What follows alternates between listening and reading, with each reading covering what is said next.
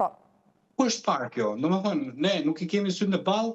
Sekundër më parë nuk ishim dëgjuar që bëhet një akt normativ, merret një fond nga emergjencat që gjithmonë dihet që fondet e emergjencave shfrytëzohen për fatkeqësi natyrore, për tërmete, për përmbytje e për situata tjera, por ndoshta do jetë gjykata kushtetuese e cila do të përcaktojë një herë mirë nëse mund të shfrytëzohet fondi i emergjencave për raste koncertesh, festivalesh, do t'i takojë gjykatës kushtetuese. Pra shkosa kemi dy padi nga Shqipëria bëhet dhe nga diaspora për Shqipërinë e lirë. Lavdrim, si mendon se do t'jetë vazhdimi I protestës?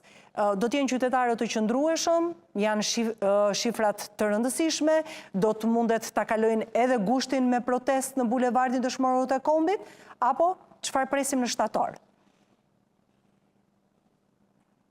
Protestë si kjo Shqipëria nuk ka parë ndonjëherë. Dhe ju kërkoj ndjes nga pasioni që pata për të treguar se çfarë po I bëhet Shqipërisë, por janë disa nga arsyet pse po protestohet. Domethënë, ka njerëz të cilët në protest ndihen të përjashtuar nga suksesi dhe nga kapitali, sepse I ka përjashtuar qeveria, kryeministri Rama, Partia Socialiste, duke favorizuar të tjerë në mënyrë të padrejtë. Pra, duke shpërdoruar detyrën, barazinë në tendra, ju keni zëvendës kryeministrin në Arati për këtë gjë. Keni ish zëvendës kryeministrin tjetër, e cila akuzohet për shkeljen e barazisë në tendera.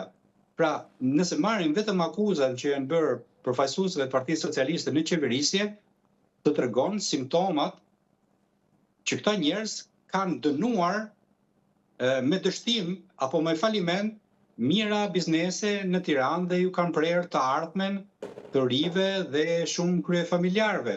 Dhe këto janë të gjitha arsyet që qytetarët do të vazhdojnë të qëndrojnë në bulevardin Dëshmorët të Kombit, nuk do ta braktisin atë?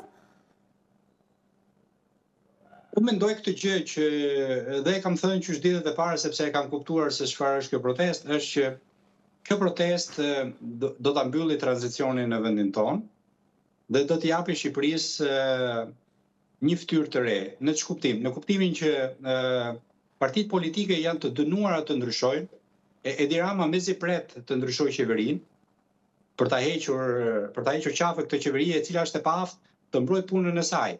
Pra, çdo ministër nga I shëndetësisë, arsimit, I mjedisit që ne nuk e dimë se kush është, nuk di të mbrojë punën e tij përballë protestës e përballë të fakteve publike.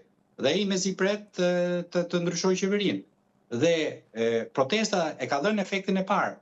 Partia Demokratike, e cila në fillim tentoi ta përbuste, ta heshte edhe ta kundërshtonte, më vonë e kuptoi që kjo është një gjë shumë bio dhe mund t'i bëjë shumë mirë asaj. Dhe ata e kuptuan në një farë mënyrë dhe Berisha me të tillë në fakt I dhanë disa koncesione protestës, duke ndryshuar Këshillin Kombëtar dhe kryesinë, duke futur njerëz të ri, të cilët me thënë të drejtën nuk është se janë përfolur shumë për korrupsion,